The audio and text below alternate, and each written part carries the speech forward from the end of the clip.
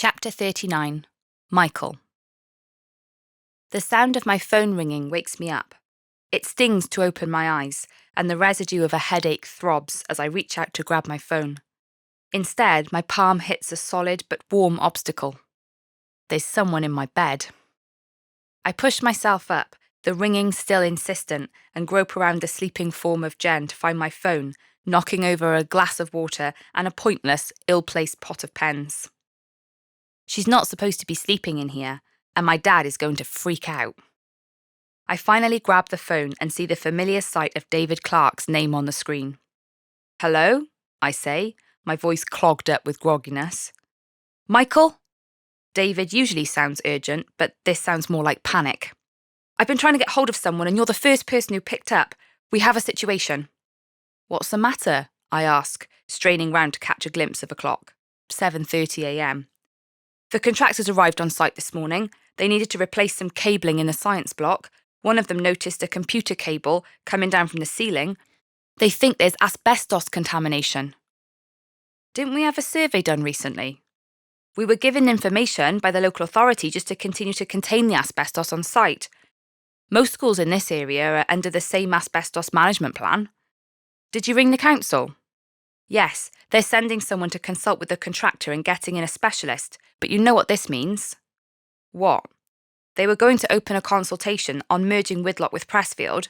Now they'll probably fast-track the proposal and move us onto Pressfield's site. How soon? My head was throbbing anyway before trying to make any kind of calculation. I don't know. David has never sounded so defeated.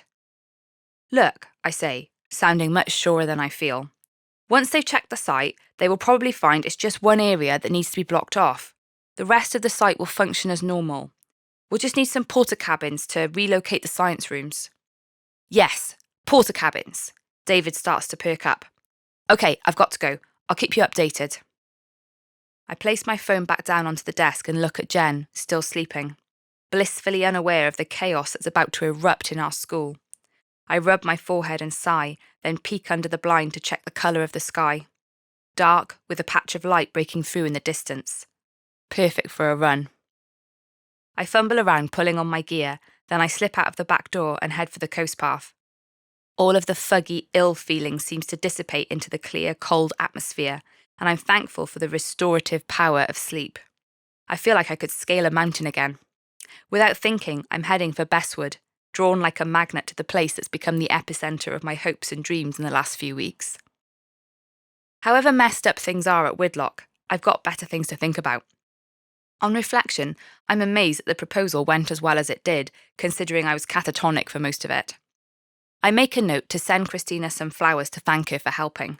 I feel bad about how I had to dash off last night when things were going sour with Jen. Now we're really engaged, we have a wedding to plan and a whole future to map out. As I consider, I'm not even sure how much Whitlock is going to be part of that future. I never took the job with a view of it being a place to stay long term. I never expected to meet Jen. How much is she tied to the school she used to attend as a student?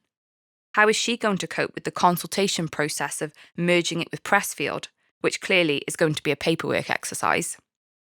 I know that Whitlock means a lot to her, but at the end of the day, a school needs to run efficiently. These old buildings are a nightmare. The central heating system is 30 years old and manual operation only.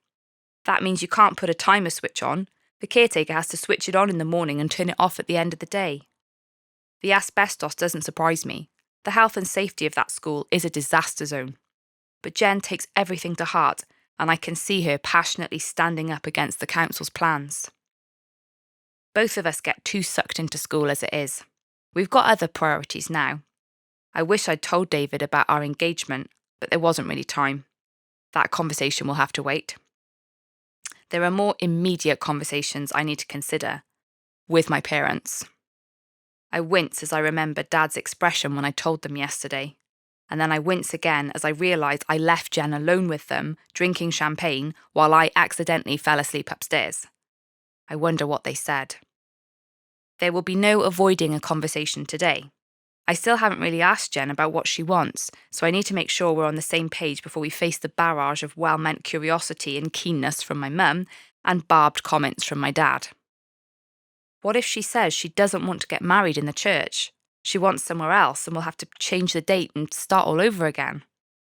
I vaguely recall handing her my notebook last night. Yet again, I abandoned her to sleep. I hope she doesn't hate me already. I check my watch and pound my feet a little faster. I want to be back by the time she wakes up, so she doesn't have to face breakfast alone with my family. What was Rachel's advice? Don't act like a psycho. Right. Roger that.